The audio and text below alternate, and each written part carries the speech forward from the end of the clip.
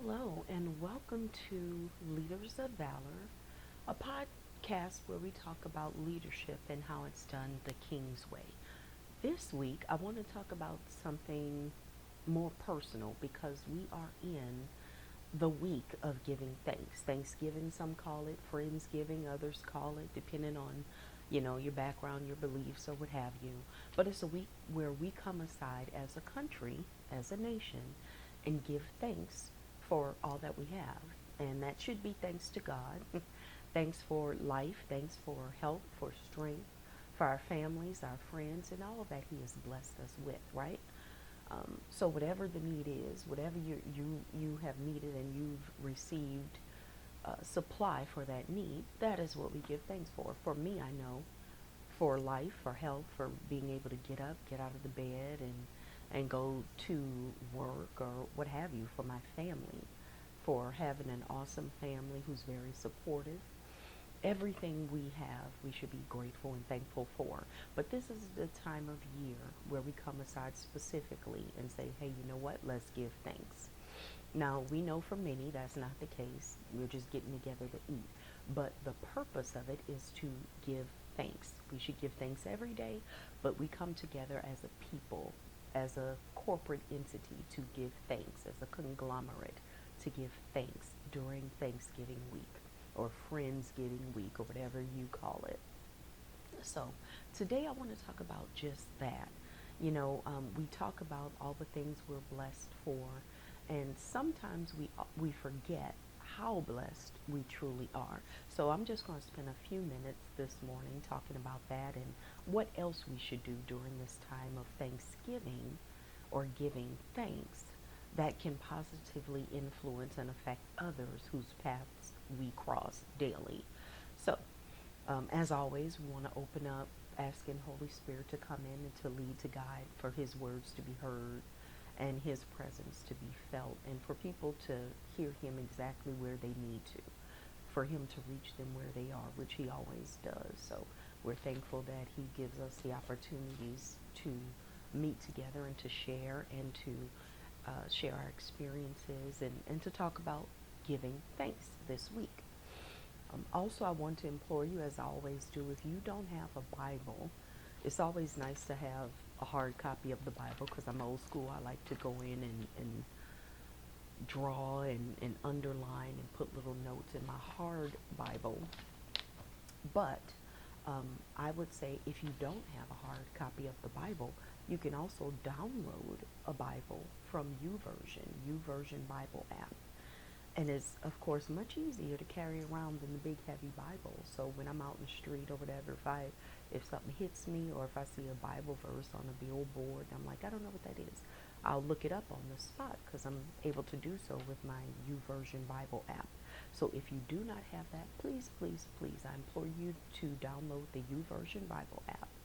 And you have it at your fingertips at all times. Again, also, there are a lot of plans that you can look into on the YouVersion Bible app for whatever you're going through, periods of anxiety. I downloaded a plan just yesterday on the week of Thanksgiving and what it means.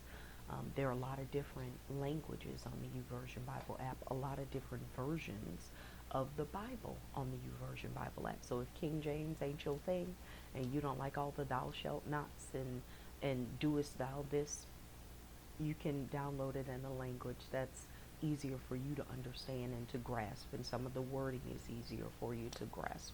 So I implore you to look at that YouVersion Bible app and see if it's something that you want to put in your arsenal. I think it's a very good Bible app to use when you're out and about, and or you just need more clarity and you want to compare versions of the Bible and see if it would make better sense to you in a different version. That's what I use it for many times. So download that YouVersion Bible app. And that is, I believe there's a link on my YouTube page where you can download that and use it accordingly. But today, we're talking about Thanksgiving and giving thanks.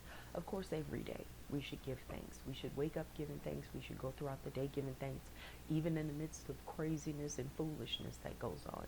We should always pull aside and be like, you know what? God is still God, and I'm thankful. Even though certain things are happening, or even though I don't have the job or the position I want right now, I'm still blessed. I'm thankful to be able to get up and go to work, regardless of how much I'm taking home. There are some people who don't have a job and who are taking $0 home.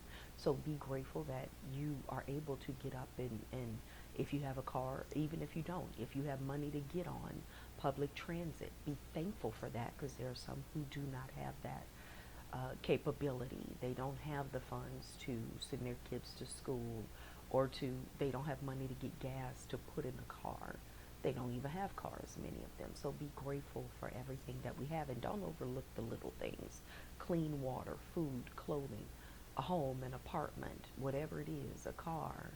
Um, Many of us will go home today and prepare for tomorrow, which is National Thanksgiving Day. So many of us are going shopping. If you haven't already, I feel sorry for you. I always go the week before because it's going to be a madhouse today. Good luck finding what you need.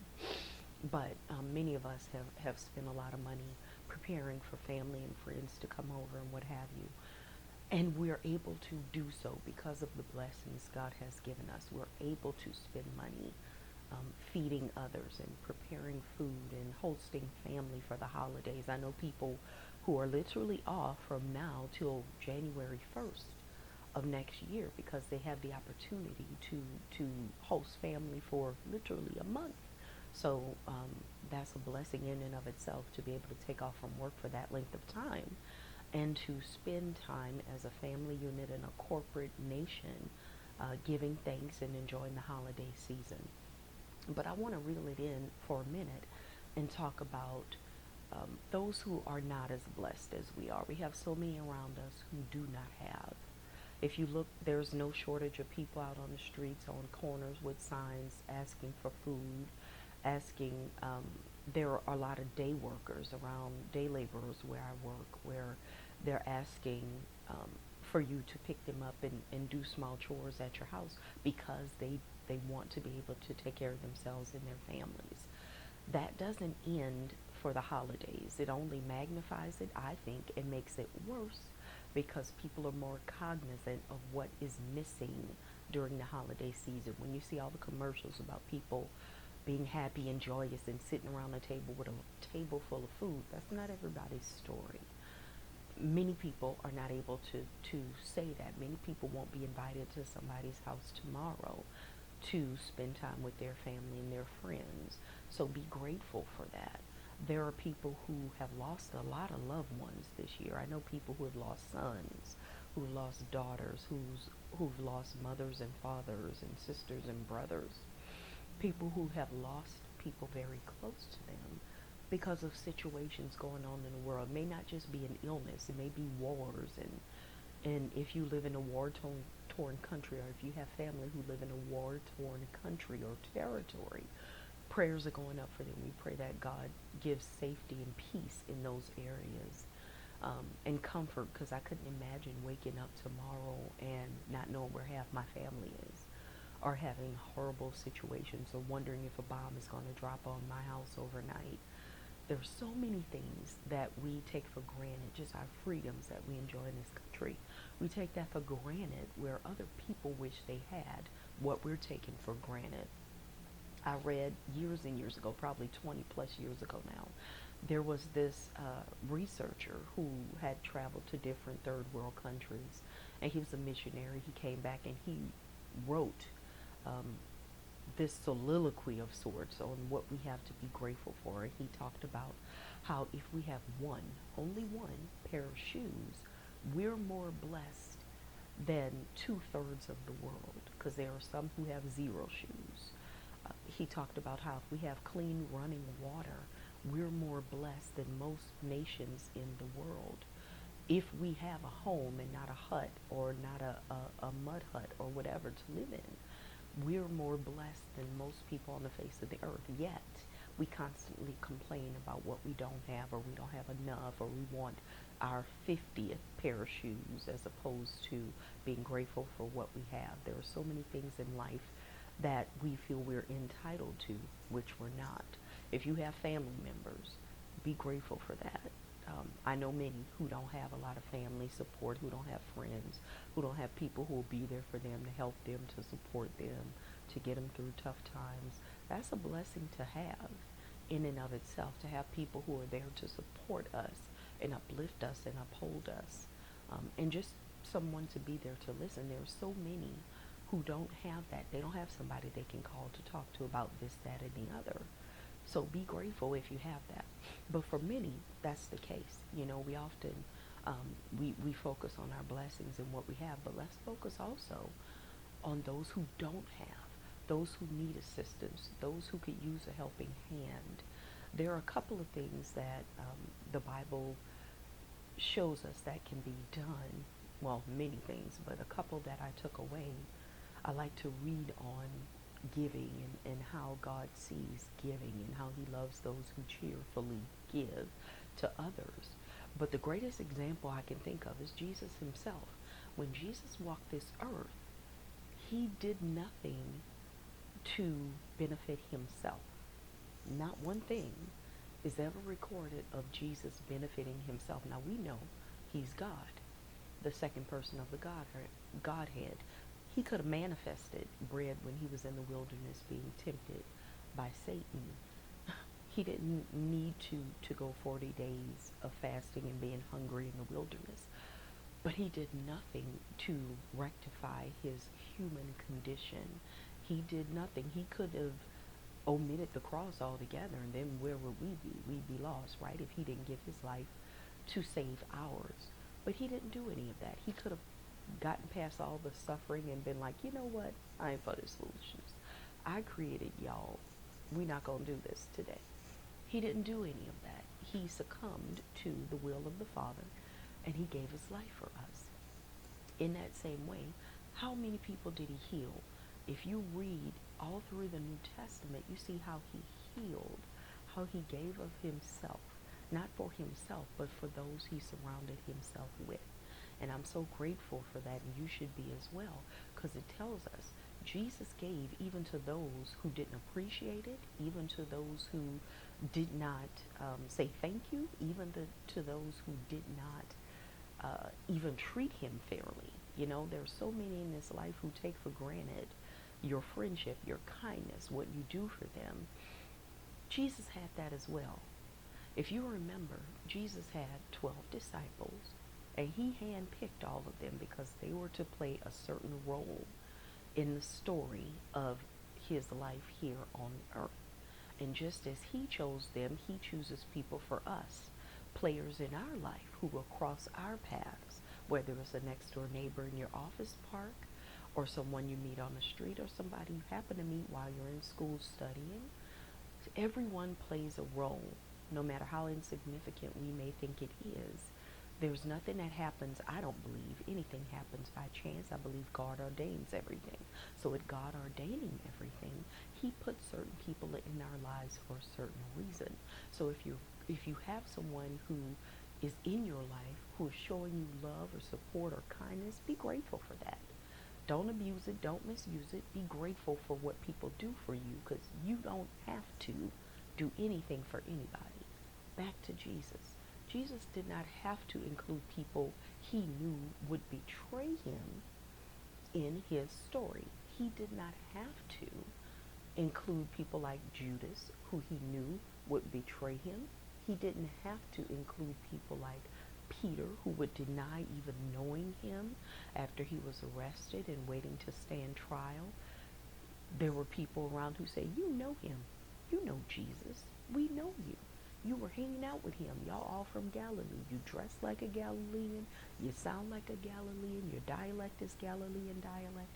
You know him. You one of his disciples. And Peter vehemently said no, just as Jesus told him he would do. He denied him 3 times, said, I don't know him. I don't know. No, you got the wrong person. I don't know him.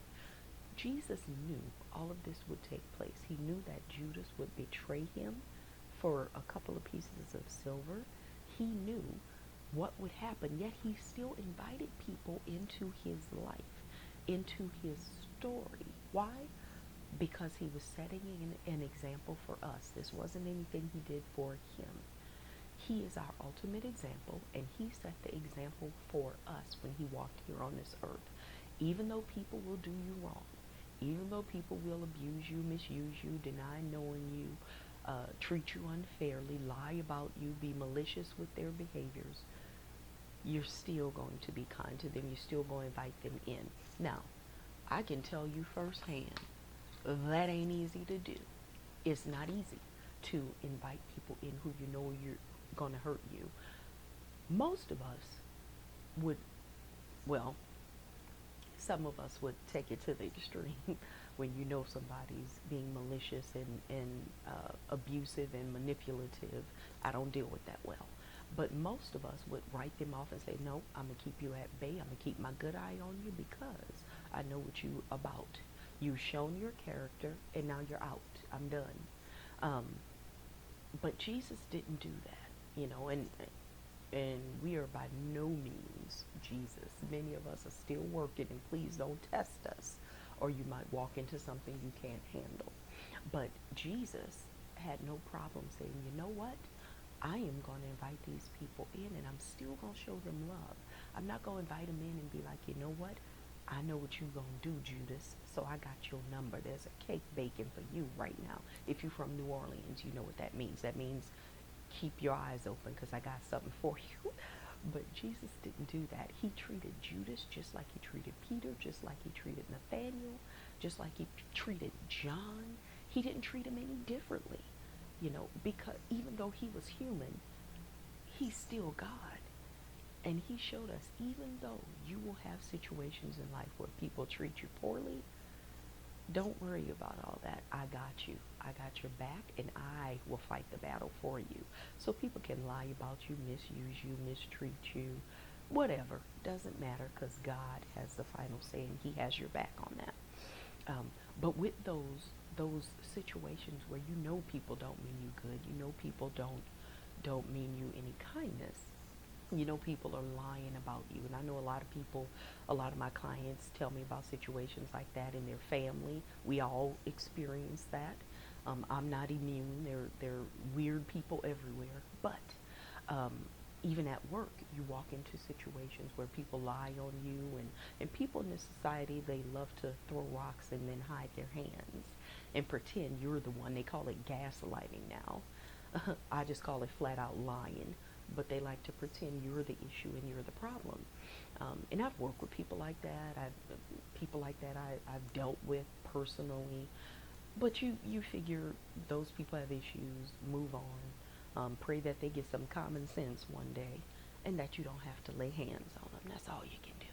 But Jesus knew what was going to happen. And with him being God and having all power in his hands, just think of what could have happened if he would have slipped from his godliness and out of his area of control to, you know what, I'm going to just destroy you right now because I know what you're doing. I know the evil you have in your heart. But he still invited them in. So even with that, with people who do you wrong, be a blessing to them if you can. And I know that's easier said or done because when I'm done with you, I'm done with you. I'm not even going to pretend. But when Jesus set the example, he set it for a reason. So if you have the opportunity, they say for those who are kind to those who are evil and do evil on purpose, you heap burning coals on their heads, which means you shame them by your kindness. And I've been there. I've seen people, I've helped out religiously who have acted a fool, lied and manipulated and gaslighted and all the rest of this foolishness. And then they had to come back. I remember one person I worked with in particular who had to come back and say, you know what, I'm sorry, I was wrong. And this was years later that I got this apology. But it didn't matter because I kept showing that person kindness. Was it easy? No. Did it feel good? No. Did I want to use choice words? Yes. But at the end of the day, I kept doing what God was allowing me to do. And he said, don't worry about it. I see what you're doing. I know your heart. And I know what you've dealt with. I know the truth. They can lie to everybody else, but I know the truth. And I got your back, and I will fight your battles. And that person happened to go through horrible situations, horrible losses, And then we saw the change in that person's character where they came back and finally they apologized for what they did to me and others. But even with that being said, I still showed kindness to those people. And at some point, you got to realize people are going to be people. In this world, people are going to be evil. Very few people truly want the heart of God. They want to do whatever to promote self. Cool. Know what you're dealing with, and then continue to show them kindness as Jesus did.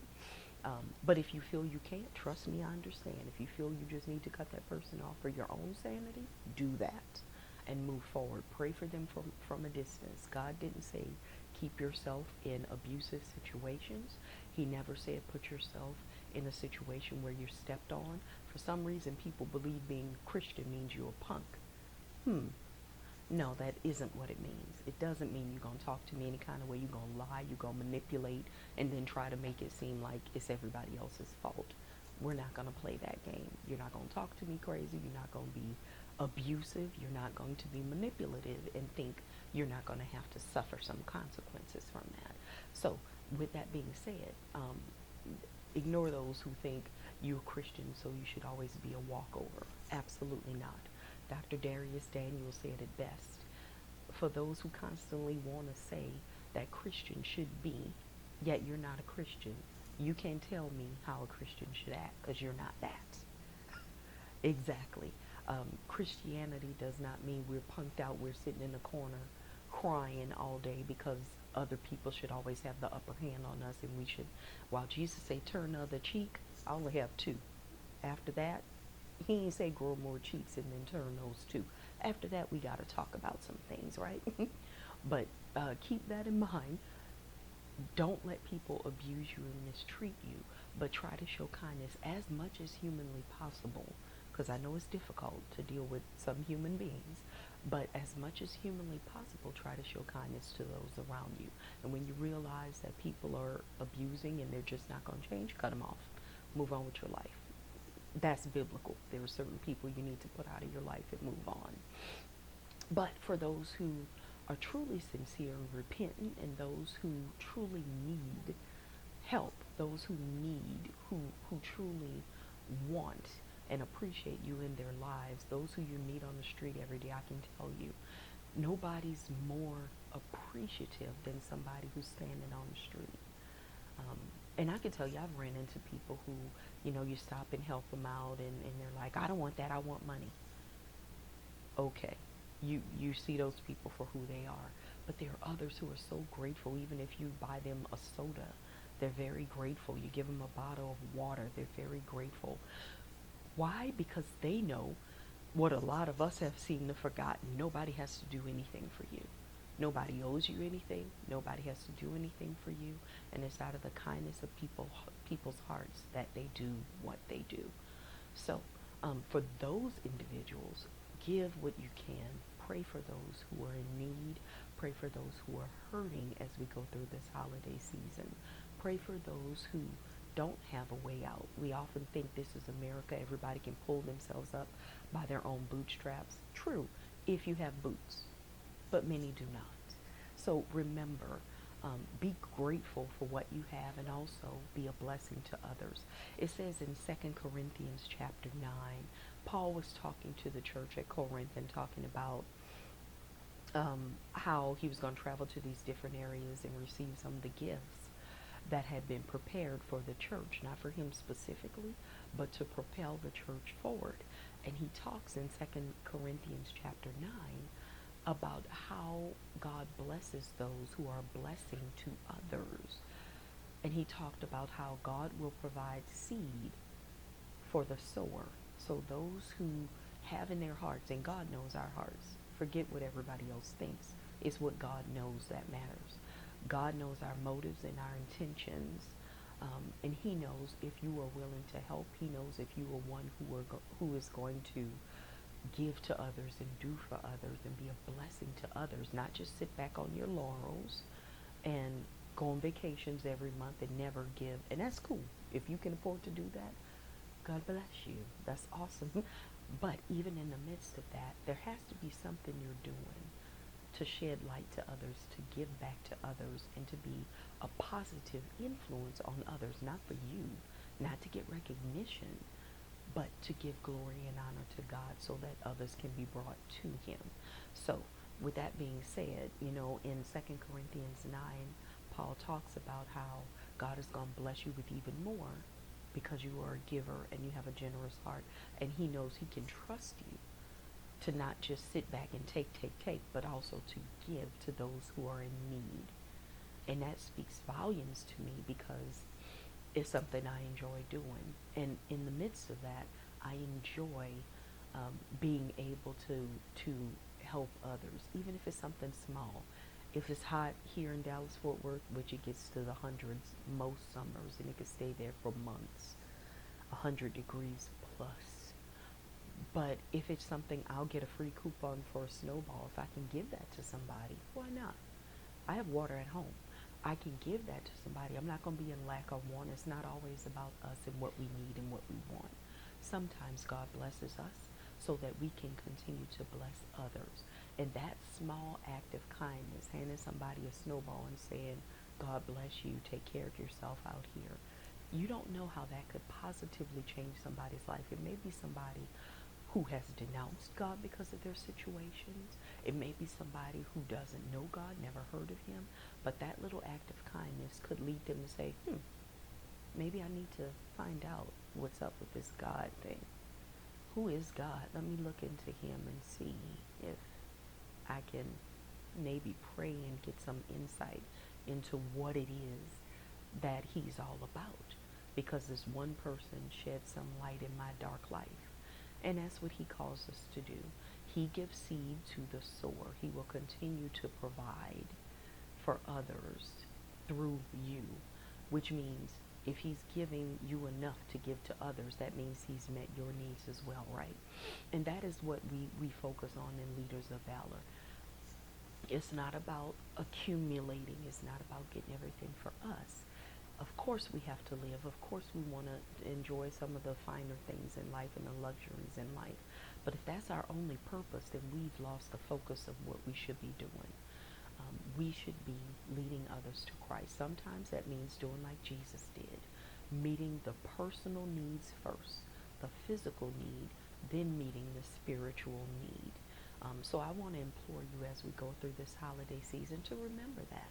Meet the physical needs of those. I know a lot of friends of mine who'll be going out and feeding the homeless tomorrow, going to soup kitchens and working. They bring their kids and others with them so that they can experience more than just gimme, gimme, gimme. They show them how to give back. And that's what it's about in this life. Giving back and helping others to see goodness in the world that's otherwise dark and evil and manipulative.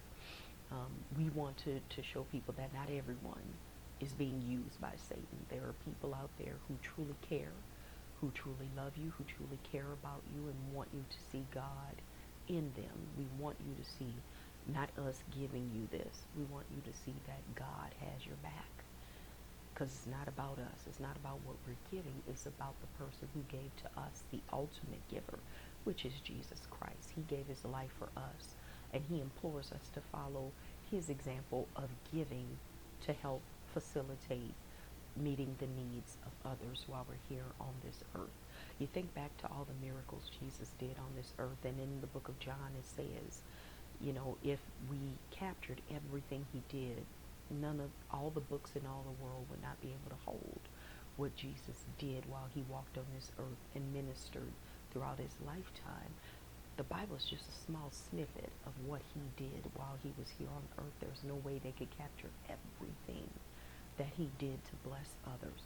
But even in those glimpses of what he did is so much that he did in 3.5 years during his time of ministry, from the years of his age of 30 to 33 and a half at the time of his murder. There's so much that he did to bless others, and so many people he led to see the goodness in the world and the goodness of God in that time, that he expects us to do the same. It's not all about us. He didn't use his gifts. He didn't use his talents. He didn't use what he was given to exalt himself. He used what he was given to help others. And that is what we're here for. Yes, go on your vacations. Yes, buy the suit you love. Yes, do all of that. But maybe set something aside to say, you know what, me and my family gonna put some sandwiches together and go out and feed the homeless tomorrow. Or maybe I can get somebody and invite them, take them to dinner for Thanksgiving and invite them over, or take them to Cracker Barrel or wherever's open and take them and sit them down and let them enjoy a free meal on me. Simple things in life, stuff that won't cost you $10 million to do. And while we cannot change the whole world, you can change one person's life. You're not called to be able to fix all the ills in the world, because we're not God. But who he does put in our path, we do want to bless them. We do want to ensure that we are touching their lives through him. We want to lead them to him by what we're doing, by the example Jesus led here. And that's the best example for us to follow. So I want to implore you, as you go through, I know a lot of people are cooking today and traveling. It's the busiest travel day of the year. Right now, people are on planes and driving in cars and trains and getting to their families. Remember to think of those who are less blessed, less fortunate, those who have lost loved ones throughout this year. A lot of people are hurting in the holiday season. Remember those who are overseas in war-torn countries and they don't know where half their family is. Remember them. So much evil in the world, but we can show people that there's also good here in the world. So I implore you to do that. I pray that the Holy Spirit convicts you and touches your heart and touches my heart right where we are and helps us to see him for who he is, and hopefully we can be a blessing to those around us, right? Be blessed. Have a safe holiday. God bless. I'm so grateful for each and every one of you who are trying to live in the will of God. It's rough in these streets, right? But that's okay. Trials come, craziness comes, foolishness comes, but the devil is a liar. We're still going to live for him, even in the midst of our pain and our sorrows, our triumphs, our highs, our lows, our hills, our valleys. He's there with us, and he's going to see us through it. We have to stay strong, and we have to keep focus on him, and don't get distracted by the foolishness going on around you, the negativity and the nastiness of others. Forget that. Keep your eyes focused on Jesus and you'll get there. Be blessed and have a happy, safe holiday season, and remember to be a blessing to someone else. Take care.